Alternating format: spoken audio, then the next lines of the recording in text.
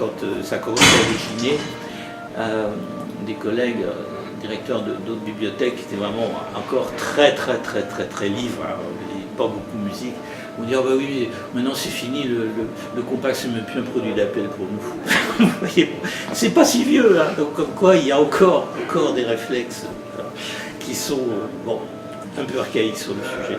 Revendiquer notre place en fait dans un paysage national, étant dans le monde des bibliothèques un des premiers, on va dire, un des premiers volets à prendre de plein fouet toutes ces questions, tout ce débat lié à la dématérialisation. Ma première question à discothécaire.fr quand j'étais jeune padawan, oui, comme dit au tout début des années 2000, où je sortais d'un DUT et voilà, j'étais un peu paumé. Donc quand j'ai appris l'existence de cette liste à l'époque, tout de suite c'était une bouffée d'oxygène pour moi, parce que j'imagine comme plein d'autres collègues j'étais un peu tout seul dans mon coin. Et puis une association fédératrice et une association qui se propose d'être toujours, disons, un petit peu en avance, d'agir comme un laboratoire, voilà, d'explorer des idées, d'expérimenter, parce que plus cette association le fera, plus les professionnels se référeront à elle pour avancer dans leur métier. Ce qui est important pour les bibliothèques musicales, c'est de défendre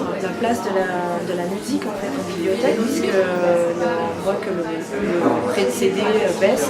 En même temps, il y a le vinyle qui revient, on va peut-être aussi revenir aux cassettes audio, donc voilà, il y a quand même aussi une volonté, enfin en tout cas un besoin du public d'une forme de rematérialisation de la musique. Ça a été un peu le malentendu du CD, c'est-à-dire qu'on s'est fié à un support au lieu de se fier à un contenu.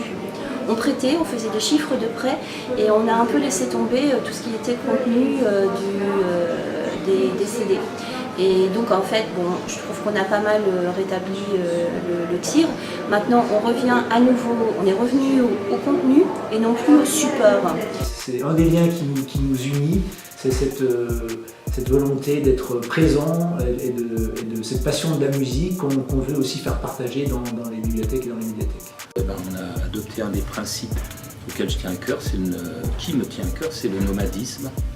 C'est que ces rencontres nationales aillent sur le terrain à la rencontre des professionnels. Ah bon, on parle beaucoup de travail quand même si c'est sympathique, on parle quand même, oui voilà, sans expérience, voilà. Oui, donc malgré tout on parle de notre travail, évidemment, de nos conditions de travail, mais aussi de ce qu'on fait. C'est ce qu'on appelle la coopération, la formation musicale, c'est un peu aussi... C'est un lieu où on prend des contacts aussi avec tous les collègues de toute la France et voilà, métropole et même aujourd'hui par exemple de la Réunion. Les RNBR, c'est la première fois, même si je vous le suis depuis assez longtemps, la signe depuis que ça existe, donc je suis un petit peu tout sur par internet interposé, donc tout ce qui se fait. Et donc cet échange est primordial et intéressant.